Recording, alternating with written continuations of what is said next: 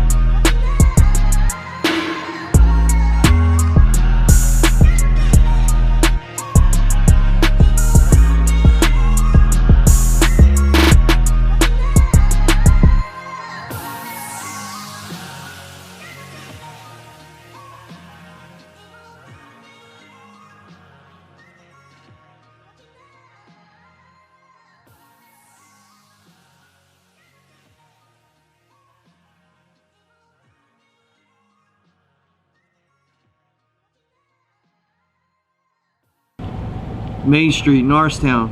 This is my street. This is where I've started. 2-bedroom walk-up.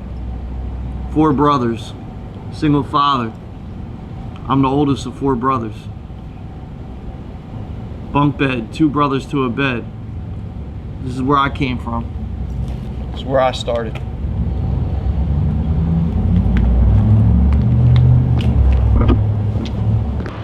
So I went to college.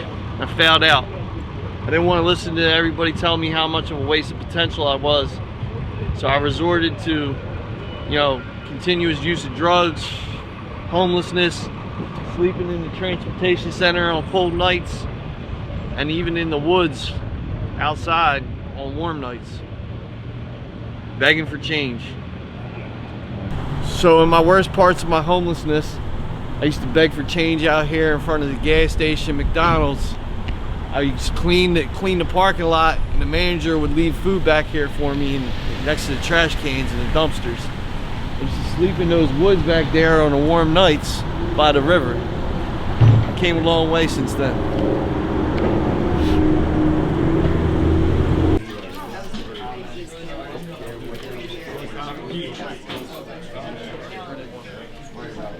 What's up, Martin?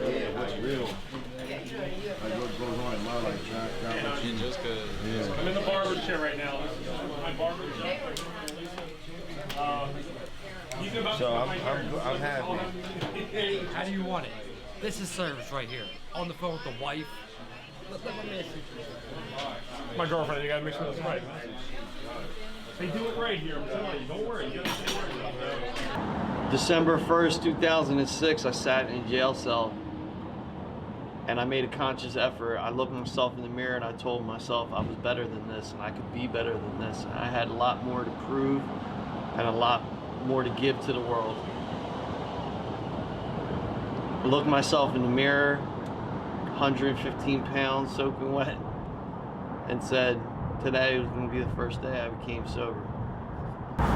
Now I got 12 years sobriety, and it wasn't always easy. I had to start one step at a time. Some people say one day at a time. For me, it honestly was one step at a time. Started off by asking my grandfather to teach me how to be a barber.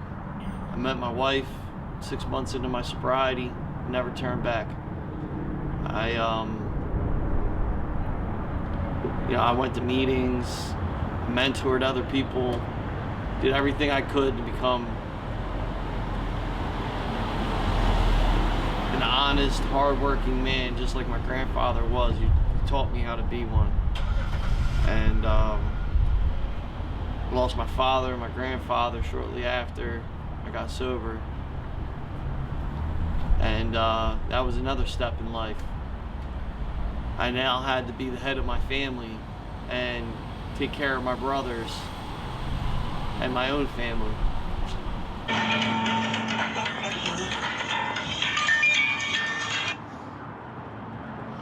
Sales Barbershop.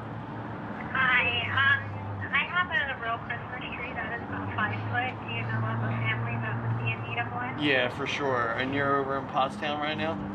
Yes, I am. You can drop it off at the Royersford store. If you can keep it bundled, that'd be great. If it's already. I don't drive. Oh, well, I'm gonna have to come pick it up from you then. I'm just not in the. I wouldn't be able to do it for another day or so. Okay, that's fine. I can hold on to it. Do you think you can call me back on Monday? I sure can. Okay, thank you so much. You're welcome. Bye-bye. I went from begging from change to Entrepreneur of the Year in Montgomery County 3 years in a row. Best Barbershop in Montgomery County 3 years in a row. Best Children's Haircut in Montgomery County 3 years in a row. I was just nominated for Barber of the Year from the Lineup magazine.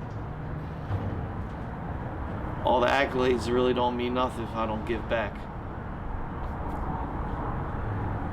The first community thing that I did was there was a lady who needed cleats for her son, who was a local football player, and she was dealing with cancer and going to the doctors, and she didn't have the money for cleats for her son. So I went to the local shoe store and I bought her son a pair of cleats, and that was the beginning. And then from there, Hurricane Harvey happened in Houston, and me and my brother, who owns a tow company, we got together and we raised about $55,000 worth of supplies to go down there. And then shortly after that, the devastation in Puerto Rico, I launched an all-out effort to help the people of Puerto Rico and the Virgin Islands to the tune of $250,000 worth of supplies raised for the people of Puerto Rico. For 10 days, we filled up 6 box trucks full of canned goods, water, baby diapers, baby food, anything we could to help people. And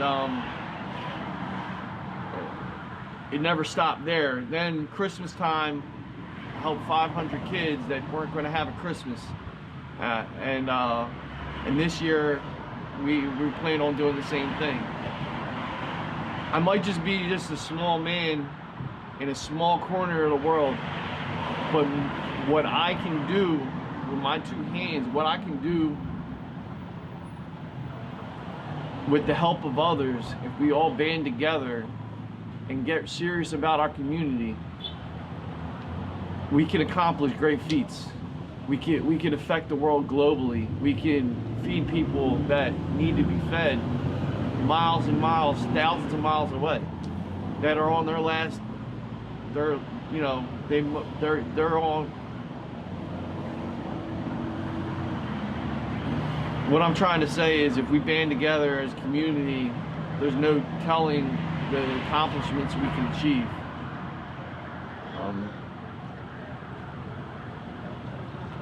Anti-bullying. Last Thanksgiving, there was a kid getting bullied because his clothes didn't fit. His parents didn't have the money to buy him new clothes, Walmart clothes, whatever, no brand name clothes. So me and the community banded together. We bought him 4 pairs of sneakers, thousands of dollars worth of clothes and fed his family for a month. Those are the things you can do by just posting on social media, hey, this person needs help. Does anybody have any clothing, or can anybody donate a couple dollars? And I was able to put this all together to help one family. Now you might say that that's not enough. No, it isn't enough. But if I can inspire the next me to do that, then we can take care of 2 families. And that's why I do it. I don't post it for likes. I don't post it for hearts on Instagram or anything like that. I post it to inspire the next person to do what's right in their community.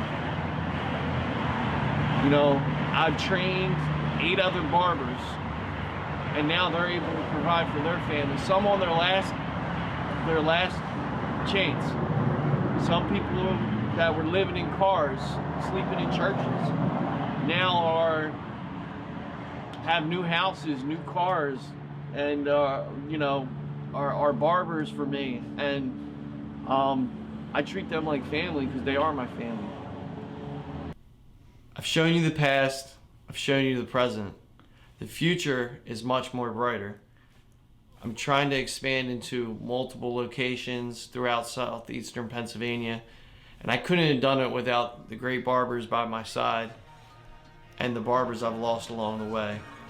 Rest in peace to Danny, Sosa, Jimmy, and all the other barbers that have been with me throughout the years. This is dedicated to them.